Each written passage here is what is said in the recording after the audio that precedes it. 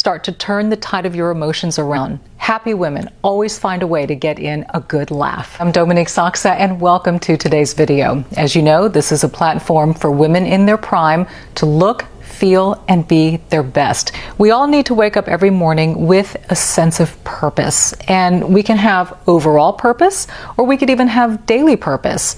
We also need to analyze the reasons for those. Is it to become a better person, to challenge ourselves, maybe awaken or connect with something deeper, something spiritual? I think living with purpose means that we are creating a life with intent and not simply just drifting through it and feeling like a victim. Setting intentions to me is critical for living a purposeful life, and it might take some meditation, prayer, alone time, just to sit in a corner and write those things down.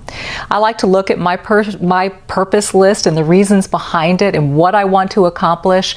That list is there to develop us and get us to a higher level of happiness. Sense of creativity. We are all gifted with talents that need to be explored. They were planted in us for a reason, and that is the cathartic release we get, that endorphin high from being creative.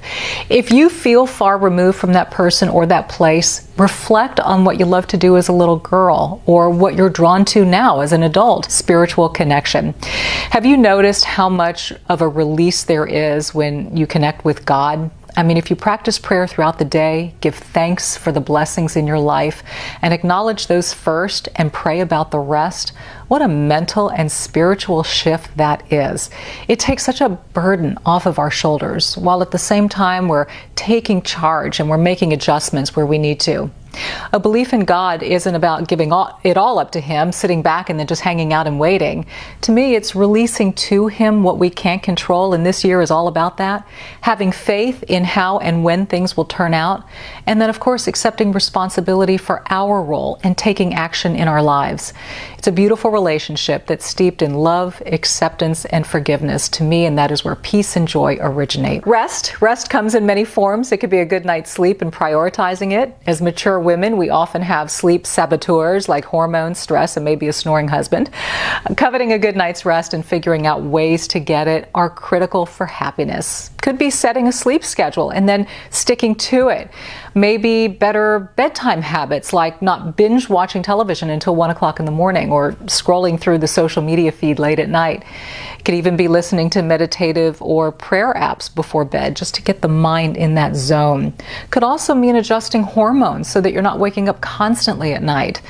When we get a good night's rest or practice just those little moments of quiet during the day, it is amazing how all the rest that we're trying to accomplish in our lives happens easier. Wellness, that encompasses rest, but it's also a combination of how we eat and how we move. Food is medicine. It can poison our bodies or it can heal them. By making the right food choices consistently, we are creating an environment for our body and our mind to function and feel at its absolute best. Love and connection, whether it's intimacy with a spouse, time with friends, siblings, or children, we all need to feel a place and space in somebody's life. It must be cultivated and prioritized.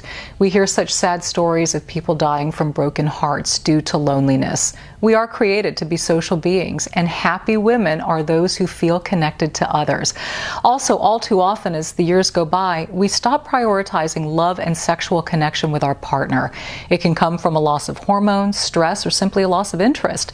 I know it's not easy if you've been with somebody for a long, long time. Sometimes we let those little annoyances and irritations override the good in them and what brought two people together.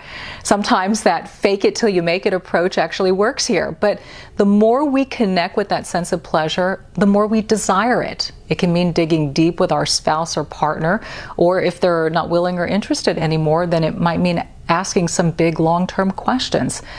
Are we with somebody because we don't want to shake the tree and maybe we've grown a little complacent and okay with that complacency? Or is there something longing inside? And even if sexual connection is no longer a priority, a gentle kiss, hand-holding, having a good listening partner for many women can bring equal pleasure. And for women who have experienced loss or who have chosen to be by themselves, the connection comes elsewhere. Faith, family, friendship, community. Life is too short to live without some source of love. giving back. It's wonderful to amass decades of wisdom and life lessons learned, but it's even better to share them with others. Giving back can come in several forms. It could be imparting wisdom to a child, a friend, or a mentee.